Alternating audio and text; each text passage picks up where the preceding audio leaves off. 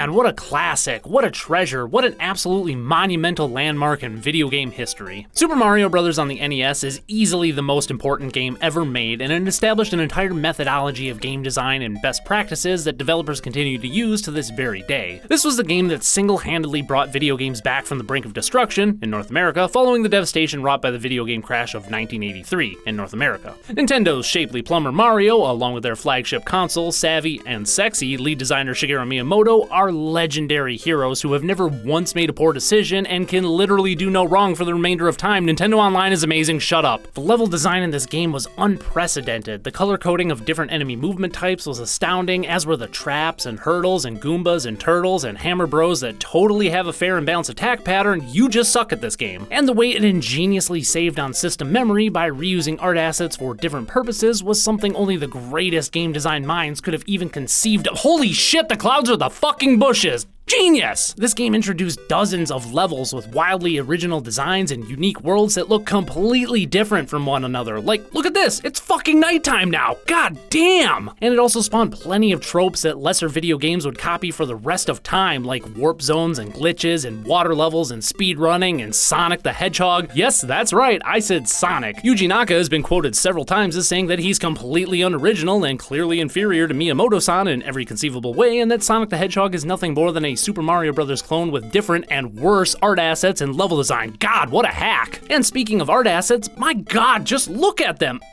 So classy, so minimalist, so crisp and clean and chic, and wow, video games have never looked so good before or since! This game is a masterpiece, the height of human achievement, literal perfection. Seriously, if you look up the word perfection in the dictionary, you won't see any mention of Super Mario Bros., but that's only because dictionaries were written before this game's release, alright? Fuck Atari and the dozens of landmark games that came before Super Mario Bros., this is where video games really started. Besides, everybody knows Miyamoto literally started developing this game a full year before some nuclear physicist created 1958's Tennis for Two, and he was only 5 years old at the time. What a game design god! And come to think of it, this is where video games ended too, because this is the only game that even matters, the only truly great game ever made.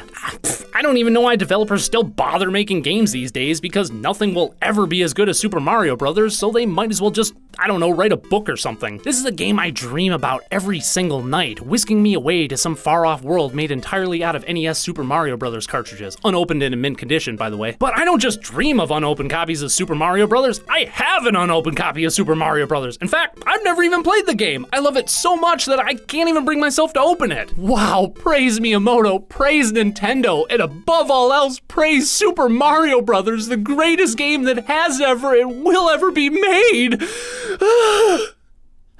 Alright, is that enough sucking this game's dick that I can finally talk about how it's aged like a glass of warm milk? Yeah? Cool. All sarcastic hyperbole aside, Super Mario Bros. Is unquestionably one of the most important games ever made, and it really does deserve all of the praise that's been lavished upon it over the past 3 decades. But what can I really say about this title that hundreds of others haven't said before me? Probably nothing if I'm being honest, but I can at least give you my personal history with the game, as well as a bit of speculation as to what the developers at Nintendo may have had in mind when they made it. You see, I grew up with a Sega Genesis, and I didn't even own a Nintendo console until the late 90s when I got my Game Boy Color, which I got so I could play Pokemon, not Mario, so clearly I wasn't very familiar with everyone's favorite Italian plumber. I was, however, very much aware of Mario's fierce rivalry with my boy Sonic, but I only ever got to check out his games on the rare occasion when I went to a friend's house who happened to own an NES. Well, actually, it was his dad's NES, which was hooked up to a small TV in his parents' bedroom, and we were only allowed to play it when his dad was home, which wasn't very often since he was usually at work when we hung out. But on the rare occasion when the stars aligned, I would finally be able to play the original Super Mario Bros., and I thought it was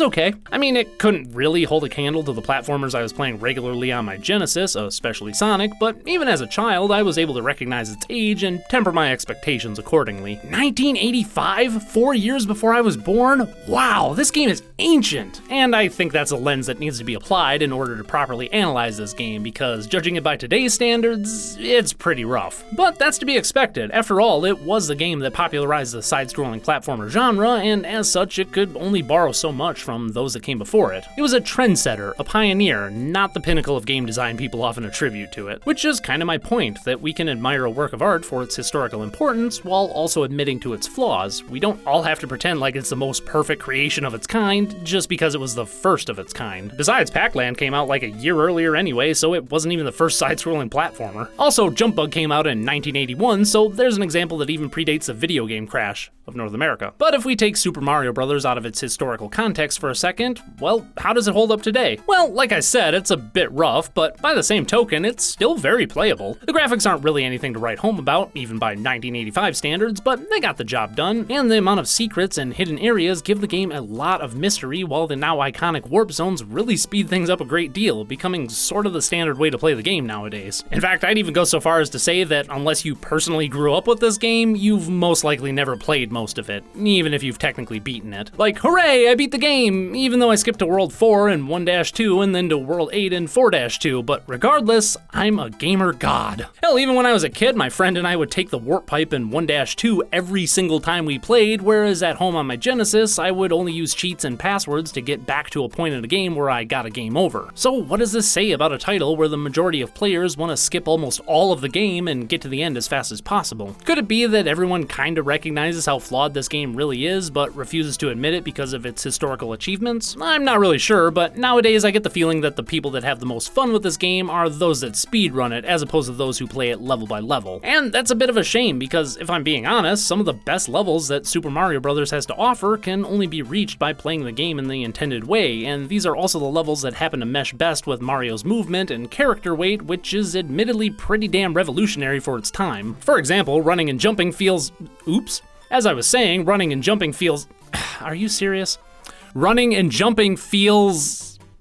Alright, so the controls are kinda stiff, but at the same time, they're also kinda slippery. Like, I don't know, they're undoubtedly the finest platforming controls you can get in 1985, but that isn't really saying much, and unless you've played this game so often that you can call upon 30 plus years of muscle memory, you're going to see more than your fair share of game over screens. Plus, this game doesn't even have continues, so dang, that's harsh. That signature flow and sense of precision that would be found in later entries like Super Mario Bros. 3 and Super Mario World is still in its infancy here, and again, that's fine. After all, you gotta walk before you can run, which brings me to the part where I do a little bit of speculation. That speculation being that this game was probably designed with the assumption that the player would be walking most of the time, while only using the run button sparingly. I started thinking this on my last playthrough when I randomly thought, can you beat this game without using the run button? So I tried it, and lo and behold, I think you can, and more importantly, I found the game to be much easier and much more enjoyable than practically every other time I've played it. I think this mostly has to do with the grid-based way that the entire game is laid out in, and how when you jump while walking, you travel in more of an arc rather than like a diagonally fired Italian-shaped bullet. Plus, you also have less momentum that needs to be expelled upon landing, meaning that you're much less likely to go sliding off the edge of a platform, making the game feel far less slippery. And I don't know about you, but whenever I play a 2D Mario game, I always keep that run button pressed firmly into the controller as I hop around having a gay old time. Which is of course what I would typically do with this game, but I don't think that's what the developers had in mind. They probably thought this mechanic would only be used to clear extra wide gaps or reach higher platforms, or at the very least would just be used by those who had already mastered the game. So if you're one of those people, like me, who didn't grow up with Super Mario Bros. And you find yourself having a bit of a rough time playing it, try going through the game without holding down that run button. But regardless of whether or not you grew up with Super Mario Bros. Or if you agree with my little analysis and speculation of the game, there's no denying how important this landmark title really is. In fact, I might even agree with my previous sarcasm and say that this is the most important game of all time for how it turned video games from a niche hobby into a mainstream pastime and acted as a crash course in game design for an entire generation of developers. But I'm also not going to pretend like it's some perfect creation of the gods either, and neither should you.